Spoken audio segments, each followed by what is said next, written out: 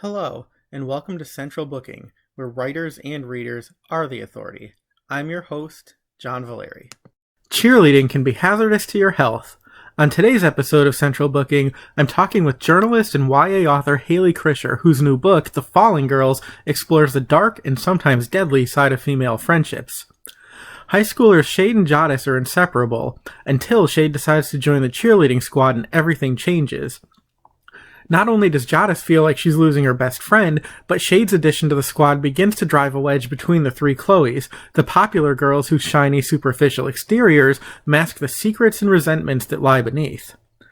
A journalist for more than 2 decades, Hayley is a regular contributor to the New York Times and has also had bylines in the New York Times Magazine, The Atlantic, Marie Claire, and Lenny Letter, among others. The Falling Girls is her second YA novel following Something Happened to Allie Greenleaf. Kirkus gave the book a rave. High school drama, cliques, jealousy, obsession, the power of friendship, and the toxicity of codependence are explored with sensitivity, all balanced seamlessly against family dynamics, making this an unusually complex story. Engrossing. Now, Hayley Krischer gives us the inside story of her cautionary tale, in which the higher you fly, the harder you fall. Hi, everybody. Welcome back to Central Booking. Today, I am excited to be in virtual conversation with critically acclaimed writer and esteemed journalist Hayley Krischer, who is the author of the new YA suspense novel, The Falling Girls. Welcome to the show. There it is. Thank you. Thanks for having me. Oh, it's my pleasure. I'm so happy to have you here. So I was telling you before we started recording that your wonderful publicist, Megan Beatty, when she approached me about this book, I mean, first of all, anything Megan pitches me, I'm usually sold on because it's Megan Beatty and she knows what she's talking about. But she said, John, dead cheerleader, you have to read this book and then you have to talk to the author. And I was like, I'm in. I'm all in. Not that I have anything against cheerleaders, because I certainly don't. I like a body count in my books. But I wanted to ask you, because I love the title of this book, The Falling Girls, because it has some subtext to it. So I'm wondering, if using the title as a point of reference, if we can step into my virtual elevator and based on that title, you give us your personal quick pitch for this book and for what readers are in store for. Yeah, so The Falling Girls is about two best friends, Shade and Jadis, and they do everything together. They're completely inseparable. They sleep over each other's houses constantly. They wear the same clothes. They share a toothbrush. They even give each other stick and poke tattoos, which has to do with the title, The Falling Girls.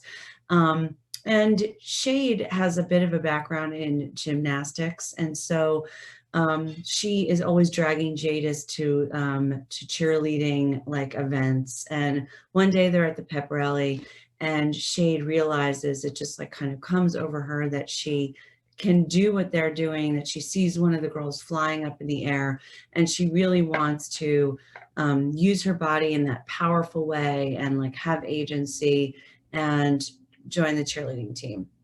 Now, Jadis, who's like sort of a wild child, really feels completely betrayed by this. She cannot believe that her best friend wants to be a cheerleader. It's just such a quote unquote normal kind of thing to do. And so she really sees it as sort of a stab in the back. And what gets even worse is that Shade then becomes friends with a trio of like very intense kind of mean girls who are all named Chloe, and they go by everyone calls them the three Chloes.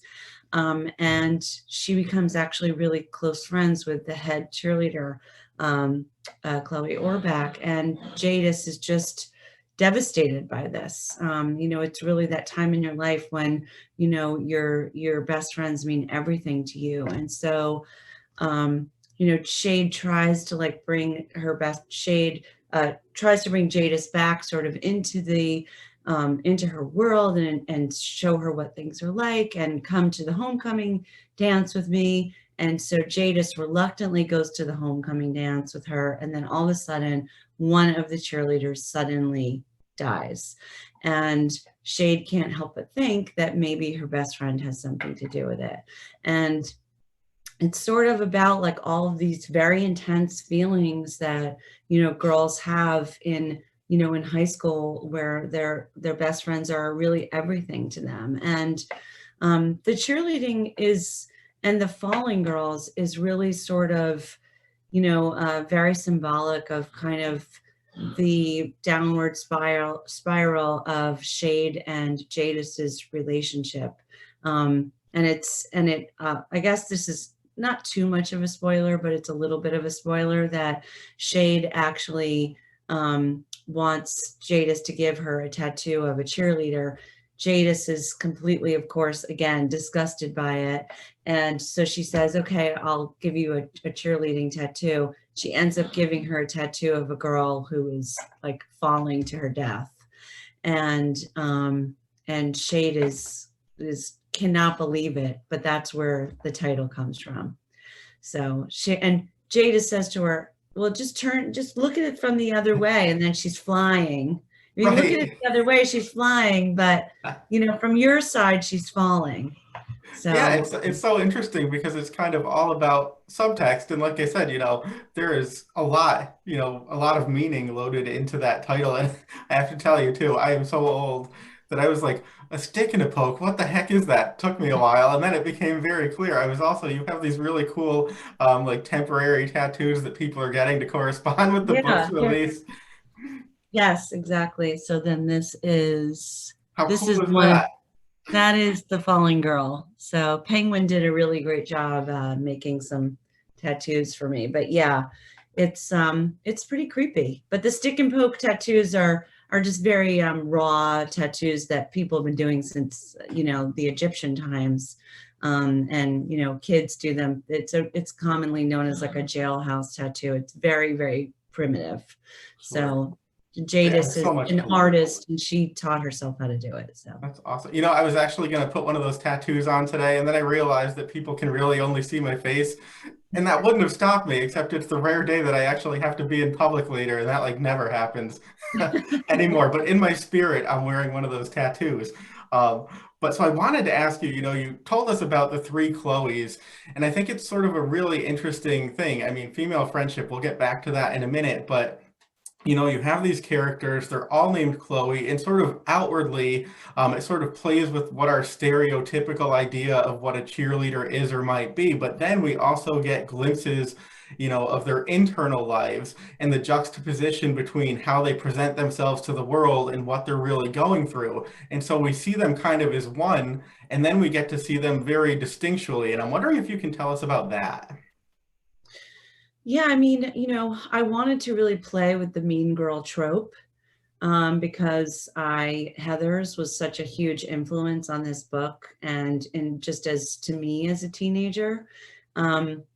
And so I wanted to play with that idea of, mean girl and, that girls who are super intimidating and sort of the idea that everyone feels so that when Shade first meets them, they feel like a monster with like three heads. They're all like just one person, just sort of like hanging on top of each other.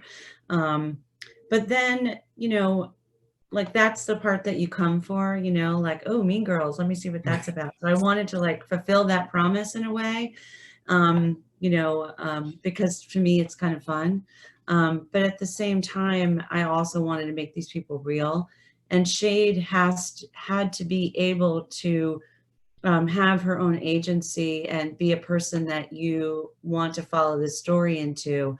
And so if she tolerated like such mean girl antics, it wouldn't really make any sense. Like every time I would make the Chloes as I was writing it, do something completely bananas, I would think Shade's not going to tolerate this. She's going to say, I'm out of here.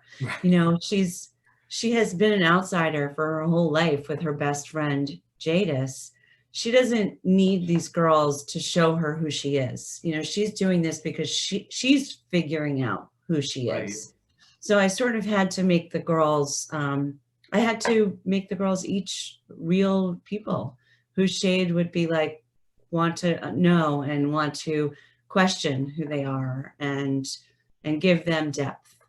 Sure. And, I love by the end, at first, they seem to be, it's like, okay, which Chloe is talking? Which Chloe is this? And by the end, they are so distinct that you don't even sort of need, the last name anymore because you've gotten their personalities down so well. So I really loved that by the end, I didn't have to, there was no checking. It's like, okay, this is Chloe Clark and this one's the other. Um, That's so great. kudos to you because it worked really, really well. And it actually made me think a bit like, okay, they're not just the cheerleader, they are the person behind the cheerleader. But I did want to ask you, a bit more particularly about the female friendship, because that really is the heart and the core of this book, because it can be very, intense, intoxicating, heartbreaking even, and emotional and physical ramifications to those types of friendships. And I know that there's some real world inspiration that you drew on for this book. So can you talk about, what appealed to you about really digging in to that dynamic? Because I know that we talk a lot about toxic masculinity, but this is almost sort of like toxic femininity, or these Yeah. female relationships that don't necessarily get as much coverage as the males and that kind of thing. Well, I think the Mean Girls and had gotten a lot of coverage back in the early 2000s when Rosalind Weissman wrote Queen Bees and Wannabes, which is what the movie Mean Girls was based on. And what she found is that boys do a lot of outward bullying. Like a lot of very specific names and physical stuff. Girls do other kinds of bullying where there's more facial, you make certain kinds of faces, or are a little bit more in a manipulative way. So it's sort of a behind the scene, not behind the scenes, but it's a little more hidden, Sure. and it's not as quite as direct. And so, yeah, I think that, I really wanted to understand a little bit more of that. And there was actually a real, as you mentioned, a real world component. I had read about this girl, her name was Skylar Neese, and she was 16 years old and she was murdered by two of her best friends in West Virginia. And when one of the girls was admitting to the crime, the police officer said to her, "Why did you do it?" And she said, "Because we just didn't like her." And to me, that obviously is, there's such a sociopathic or psychopathic element to it. But I was very curious as to what happened up to get to that point, and what did their friendship look like before, obviously, the murder happened. And there's a lot that had been said about what happened with Skylar Neese and her two murderers and their relationship. And it was this very intense relationship where they were constantly fighting on Twitter, and they were constantly making these snide remarks to each other. And everybody who knew them saw how much aggression there was between them. And it really sort of makes you wonder, like, well, why would Skylar still have been friends with these girls, even though they were so clearly horrible to her and horrible to each other? And I think that has a lot to do with, for girls, and women, we're very used to sort of gathering and coming together and sort of helping each other and talking through things. That's what we do. Men, typically go to the man cave, right? And boys, and they want to do the, figure it out on their own kind of thing and be alone. But girls, we do the opposite, and so Right. when you are going through like a friendship issue, you still want to talk to that person even though they hurt you. It's very it really doesn't make sense, but it's really part of our nature, which makes that happen. So I really wanted to sort of explore that and play with that. Like, why at one point you wouldn't just say, "Why aren't these girls just breaking up?" Or "Why Right. don't they stop talking?" But it's so much more than that. So I was really trying to show the complexities of that in the book. Sure, absolutely. And so I wanted to ask you too. So you at one point in your life were a cheerleader, yourself. So what compelled you to sort of revisit that world? It does actually seem sort of tailor-made for this kind of story, but I'm wondering if you can tell us a bit about how you were able to draw on your own experiences and the emotions that are still sort of attached to that time in your life. Yeah, so I like Shade, I had sort of I was very into gymnastics. I was self-taught. I didn't go to gymnastics school like she did, but I just had just a natural flexible ability, and I was able to really just do a lot of flips and things on my own. I had some broken bones because I insisted on teaching myself, but so I ended up trying out for the cheerleading team because it was just something that I could see that I think that, when you're trying to find yourself as a teenager, you're trying to see like what works for you. And so I think I would look at these girls and think, oh, I could do that too. And so I was able to work hard and get on the cheerleading team. And what I didn't realize was this whole component of like being super peppy and also like being committed to a team. And and so I know that sounds ridiculous, but I was just kind of like floored by all of that stuff. I was like really the kid who like smoked cigarettes in the bathroom and skipped school. So that was very foreign to me. The girls were so nice and I was just the worst cheerleader. And so I think that I wanted to sort of I don't know, I guess play with that idea, but make her the opposite, exactly the opposite of me. And so that she wanted to commit to this. Shade really wanted to commit to this. She wanted to make her body stronger. She had the desire to be different from her best friend. And she wanted to figure out who she was. And so I think using, a cheerleader and like that, at the time there was the Nassar case was going on, which was the gymnastics team of all the girls that he was sexually assaulting. And so I was, had watched a lot of the trial, and I had also watched a movie, a documentary called The Heart of Gold, which was about the gymnastics team.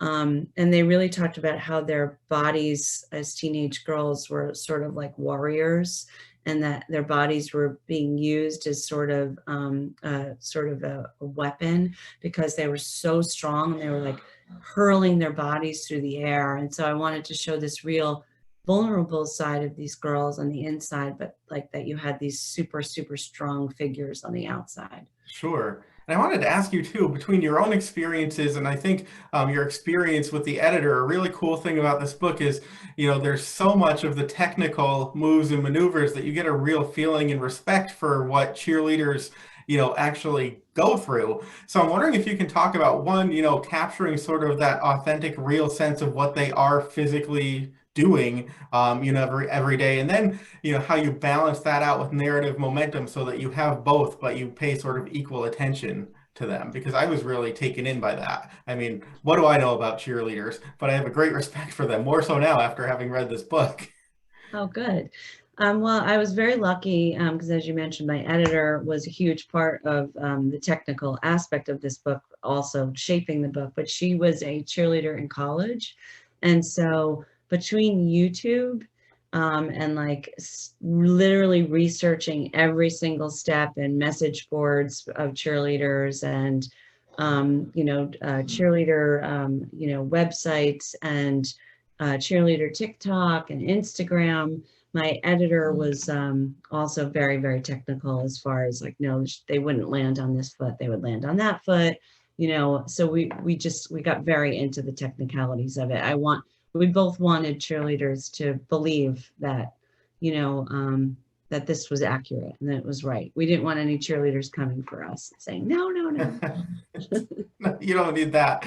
No, but it was really well done. And I think that it will give people, a keener perspective on what it means to be a cheerleader, because it is a discipline. And speaking of that, I was wondering if you could just speak quickly to sort of two related topics to cheerleading that I think sort of come up in this book and that you probably have some opinions about. And the first, is the fact, advantages and disadvantages of sort of being brought up in a competitive environment, because that can be both beneficial and not. And then just the fact that cheerleading isn't really viewed as an actual sport, when in reality it requires so much, discipline and physical commitment. Yeah, so cheerleaders, it's a real athletic, it's obviously extremely athletic. You have to be very, very strong, especially all-star cheerleading. which is a completely competitive element of cheerleading. And they practice and work and go to competitions all year round. And cheerleaders, the stunting is so complicated and so difficult that they actually are only second to football players in getting concussions during practice. And so it's still not considered a sport, which is fairly ridiculous, although it was just recognized as a sport by the U.S. Olympics this year. So there might be cheerleading competition coming in, in the future. It seems like that for the Olympics, but the truth is that these girls and women are serious athletes. They're being thrown up in the air like 30 feet when they're doing stunts. There's nothing below them except other girls hopefully catching them because they've been trained so specifically exactly what to do, but there's nothing else but a mat. They're not wearing any helmets. They're not wearing any body guards or anything. If you look at football players and cheerleaders and the amount of what they're doing and how they're crashing into each other, the guys, well, girls are crashing into each other also, and they're doing it without a safety net. And so, it's a really intense sport. And I think that a lot of people don't give it credit because there's still this hyper femininity that's attached to it with, the skirts and the shoulder wags and the winks and, the makeup. But if you took all of that out, it would really just be this very incredible, hard-hitting athletic performance. So yeah, they deserve a lot of credit, cheerleaders. Yeah, absolutely. And so I've made this book, sound very dark and very serious, but there is some levity to it and some sort of drama-free moments. So I'm wondering if you could just, talk about the lighter aspects for a minute so people sort of get an idea that this isn't just a dark and dreary book. It's a fun book. I mean, after all we've said, it may not sound that way, but it really is an engrossing, fun read just with sort of some dark twists and sinister turns. Well, the girls in the book are definitely dark, and but they also like to have fun. They like to poke fun at each other. They like to party, and push the boundaries. That's a big thing that they really like to do. And so I wanted to sort of, really show like how these girls had relationships with each other and how they talked about a lot of, life and how their friendships meant so much to each other. They have, all of them have these kind of very intense relationships with their mothers as well. And, so they have very full lives, and they're, really trying to, do what all of us are doing in high school, which is understand who we are. Each girl, is trying to understand who I am on my own. Who am I when I'm with my friends? Who am I when I'm with my parents? So I think that this book is just as much about friendships and toxic friendships and friendship breakups as it is about finding who you are, and learning and understanding yourself and saying it's okay for me to want this from my life, even though my friends might give me a hard time about it. Sure. And so this is your second young adult novel after Something Happened to Allie Greenleaf. So I just wanted to ask you, what appeals to you specifically, about writing for a teen audience and specifically sort of topical stories, ripped from the headline stories? Well, I'm a journalist, and so also, and started as a journalist, and I think I've always been just fascinated by, teenage girls and their stories because I was a teenage girl, and and I don't think that those kinds of things go away, and I think it just is something that just always fascinates me, about how about psychology and about how people act towards each other. And most of my articles are really about, women and girls and how we operate sort of in the world. And so, yeah, I was really I was really interested in that for this book, and also for Something Happened to Allie Greenleaf, which is about sexual assault, but it's also about friendship and female friendship and betrayal. So there's a lot of themes that I like to play with. And, and I just always think it's fascinating. Those are the books I want to read. I want to, anytime, if you give me a book about a woman who is like falling into the descent of madness, then I'm going to read that book. Give all the women who are diving into madness to me. I want to read all of them. And so, with Something Happened to Allie Greenleaf, it was so dark and so heavy. And so I wanted to have more fun with this book. And so, which is why I think I went into the mean girl trope and with the cheerleaders. And, I still play with the same ideas, but I wanted it to be a little more of a lighter read. Sure. And let me ask you too, so you are a parent yourself, you have two children. Has that changed your approach to storytelling? Does that sort of, does that play into when you're thinking about what you want to write about? Do you think of your experience as a parent now that you have your own children versus when you were, writing before being a mother?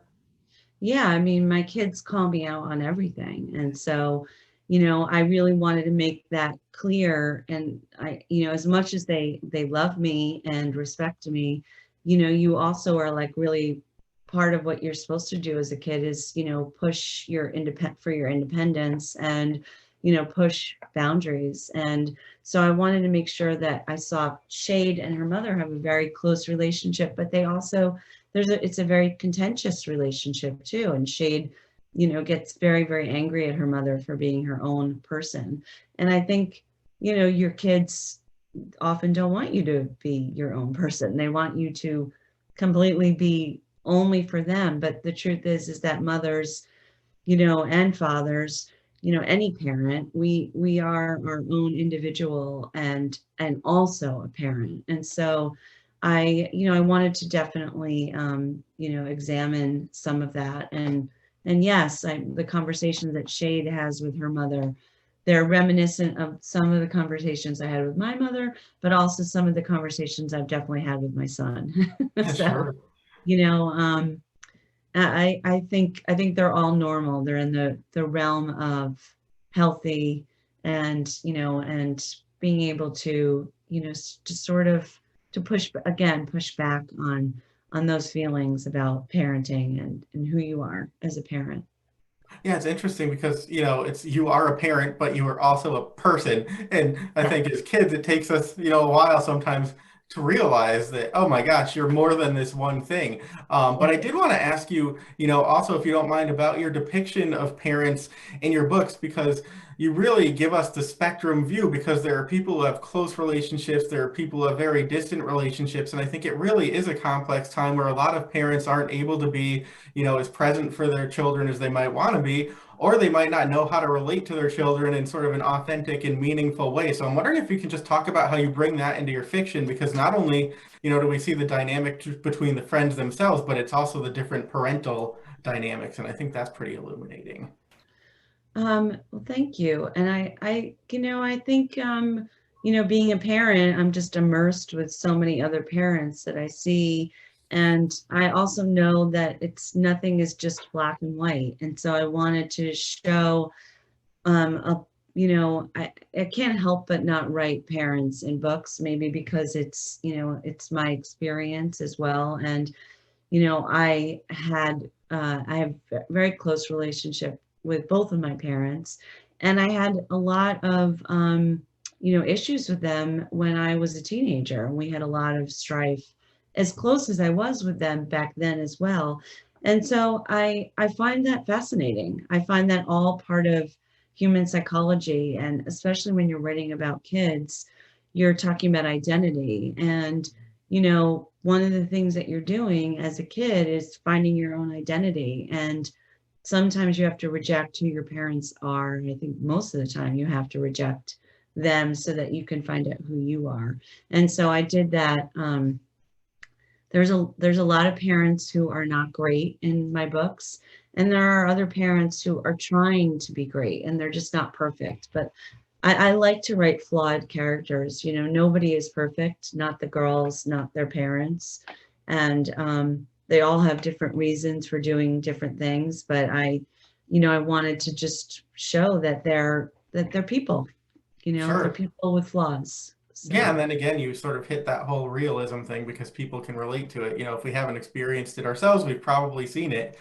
So just a couple more questions for you, and then I'm gonna get you back to life because life reigns. So I wanted to ask you, we mentioned that you were a veteran, longtime journalist, and you've written for a lot of very esteemed publications, New York Times, things that people certainly would recognize. I'm wondering if you wouldn't mind just telling us a bit more about the relationship between writing fact and fiction, and if you find that having written one influences how you write another.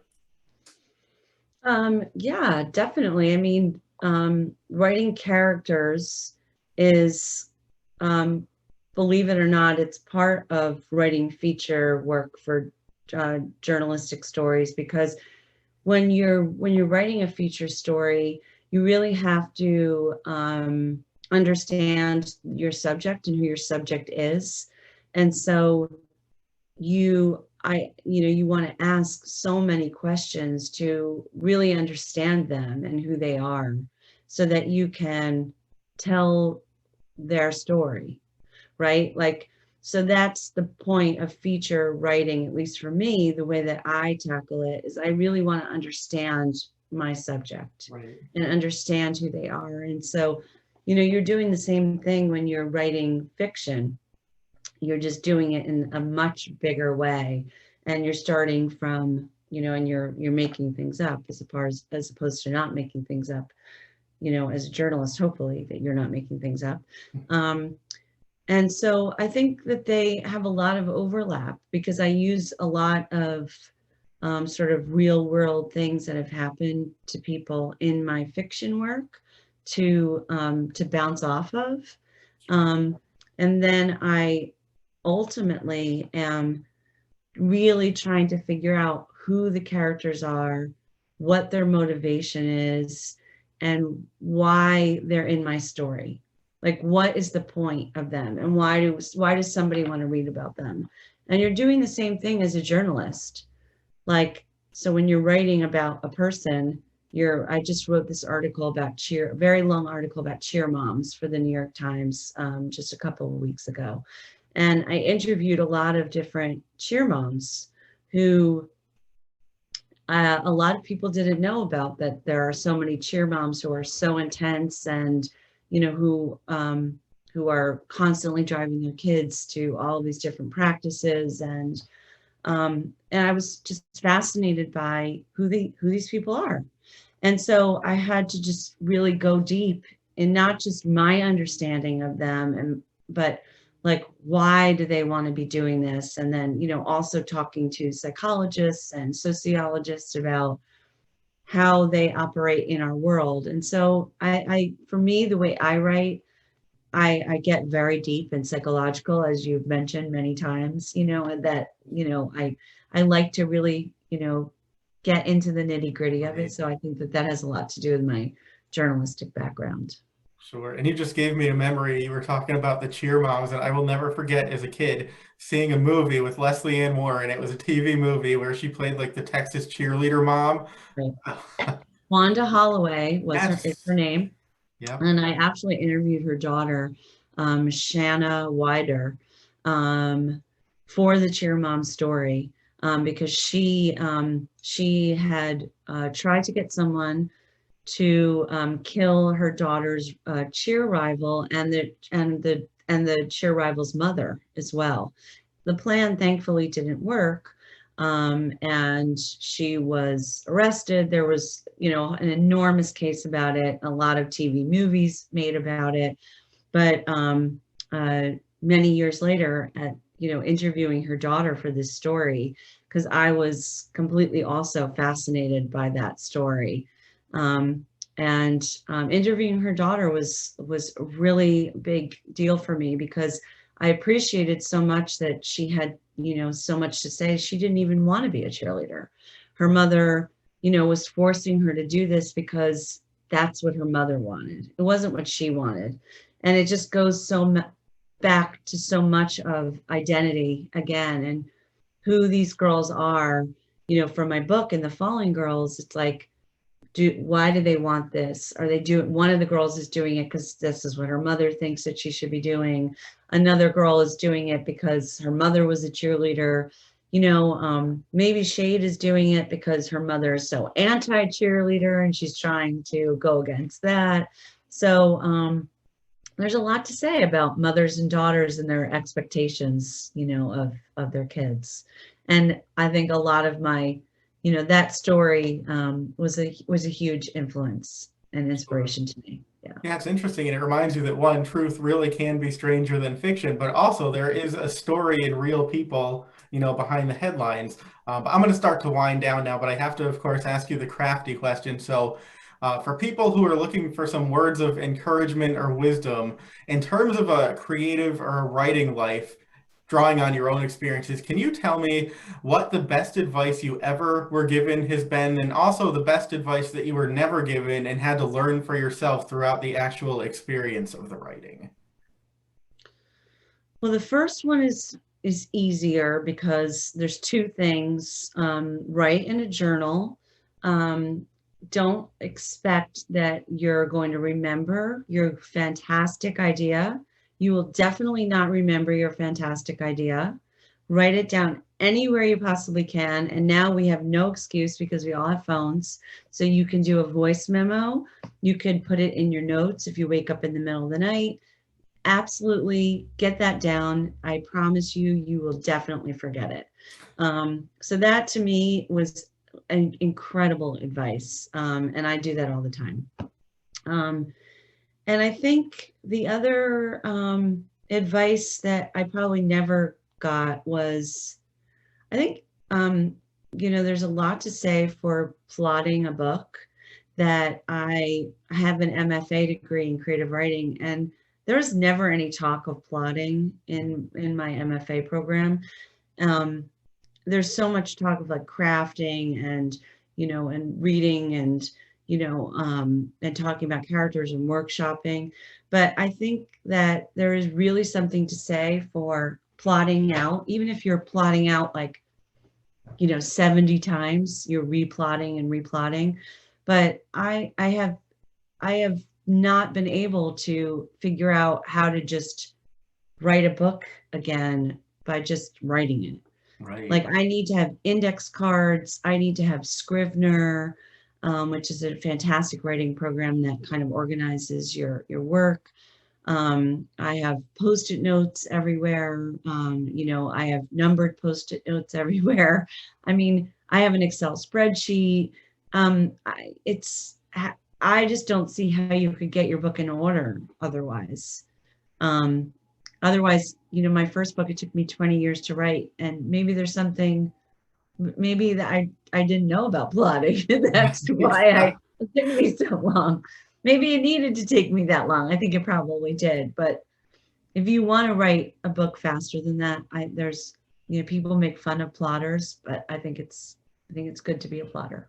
Sure. I think those are two terrific pieces of advice, and you don't hear them all that often, but spoken as, somebody who has forgotten almost every unforgettable idea I've ever had. It is true. Just write it down because you will not remember. You will remember you have the idea. You won't know what it is. And also, you have your phone.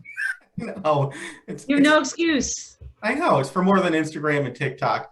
And plotting, yeah, I mean, so many people, and I've done it myself, how many people write themselves into a corner and then just give up because they don't know where to go with it? It's the simplest thing to do, is just be like, well, I don't know where the story is going, so I'm not going to finish it. So great advice, and advice that I don't hear often, even though I've asked that of probably 80 or 90 people. So final question, and hopefully you don't mind me asking you this. It must drive people crazy. You've worked so hard, you have a book out, and then we say, okay, but what are you working on now? What can we expect next? But do you have any inkling of what we might be in for when we get your third novel? Oh gosh. Well, I have one secret project I can't really talk about because hopefully, knock on wood, we'll be able to see it. And then I have another book that I'm working on, which is an adult book. It has something to do with Hollywood.